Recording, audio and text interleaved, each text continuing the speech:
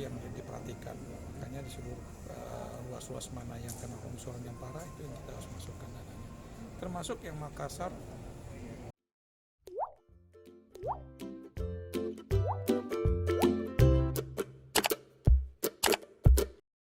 Ya jelas berpengaruh ya, tapi gimana pun juga kita tetap berusaha supaya seluruh ruas jalan yang ada di Provinsi Sulawesi Selatan ini kondisinya mantap. Mantap ini artinya bukan seluruhnya mulus ya, yang lubang-lubang kita tutup semuanya, kita pelihara semuanya ya, sampai nanti kalau ada dananya kan ada umur jalannya juga, jadi kan ada masa rutinnya kapan, kalanya kapan dan sebagainya. Tapi kita usahakan semuanya, walaupun memang refocusing ya tetap usahakan. Nah tapi ada juga tadi, walaupun refocusing ada juga tadi dana BUN kan, dana BUN ini adalah dana bantuan dari pemerintah pusat yang mungkin dalam proses di sana kan, kalau sudah disetujui Jakarta kan mungkin kita gunakan. Nah, itu apa yang BUN itu akibat karena longsoran ya kan, akibat karena aninanya ya kan. Nah itu yang diperhatikan, makanya di seluruh ruas-ruas mana yang kena longsoran yang parah itu yang kita harus masukkan dananya.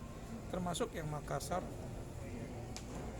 Maros, Makassar, Maros, Pangkep sampai ke Parepare ya kan.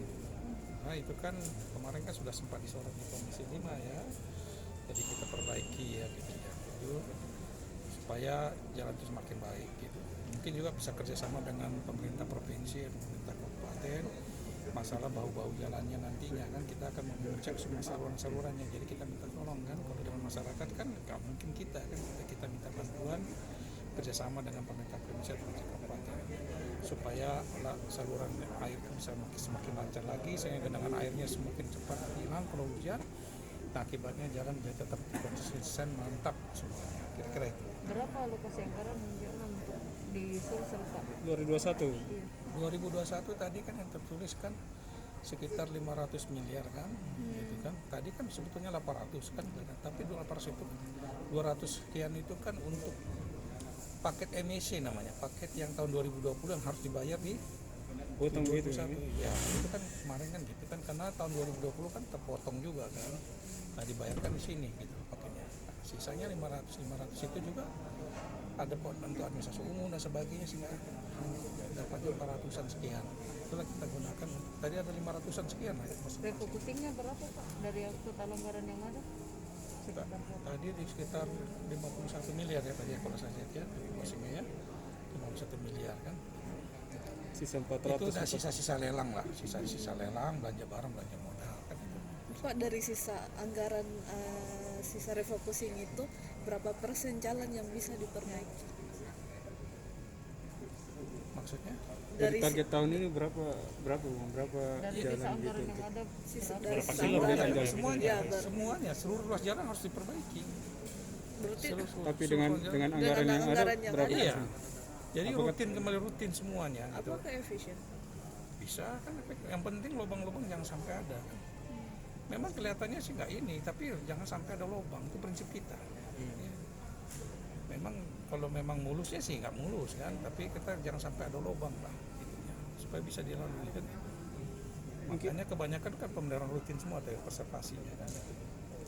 Gitu. Nanti kalau nanti sudah normal kembali, ya mudah-mudahan kita dapat dana yang bagus. Nah, kita baru mulai naik tahap-tahap yang lanjutnya, perkara rehab mayor dan sebagainya. Daerah yang paling banyak lubangnya di Kabupaten Kota mana itu? Nah, saya kurang tahu, bapak-bapak yang tahu kan gitu. Siap.